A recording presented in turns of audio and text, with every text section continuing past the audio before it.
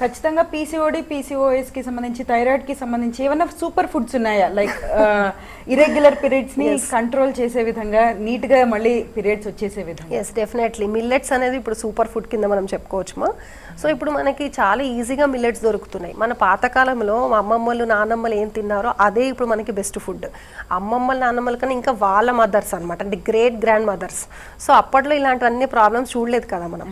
ఎందుకంటే అప్పుడు వాళ్ళు చక్కగా దంపుడు బియ్యము, లేదు చక్కగా రాగులు సంగటి, జొన్నలు సంగటి, జొన్న జావ, ఇలాంటివి అంటే బాగా బలమైన ఆహారం అనమాట. అంటే ఇది కాంప్లెక్స్ కార్బ్ అంటాం దీన్ని.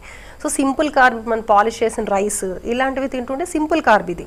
సో దీంట్లో ప్రాపర్గా నీకు విటమిన్స్ ఉండవు, అన్ని పాలిష్ చేసేస్తారు కాబట్టి విటమిన్ లాస్ ఉంటుంది. ఓన్లీ కార్బ్ వల్ల మనకు ఓన్లీ జస్ట్ ఎనర్జీ వస్తుంది, కానీ మన బాడీ మెయింటైన్ చేయడానికి, మన హార్మోన్స్ కరెక్ట్గా రిలీజ్ అవ్వడానికి ప్రోటీన్, ఫ్యాట్ ఇలా ప్రతిదానికి ఒక రోల్ ఉంటుంది. విటమిన్స్, మినరల్స్ అన్నీ కావాలి.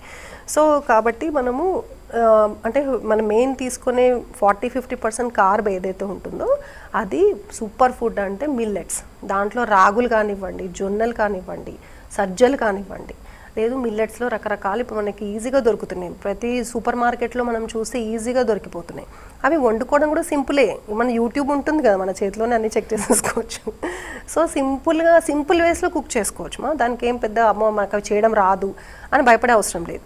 రైస్కి రిప్లేస్మెంట్గా వండుకొని తినొచ్చు. ఎస్.